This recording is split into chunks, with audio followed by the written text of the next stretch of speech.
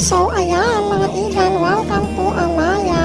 Yan, ang logo ng Amaya, napaka-relaxing dito. Yung upuan na yan, sobrang ganda at comfortable, complete with amenities. Yan, yung mga tropical plants. Meron din sila mga orchids. And of course, meron silang mga relaxing rooms. Yan, yung mga water features. Meron din silang mga mani-pedi, foot spa, hand spa, complete packages. Actually, kompleto lahat. Kaya tara na, matatagpuan lang yan sa Plaza Aldea, pababa ng Tanay, sa Lifestyle Center.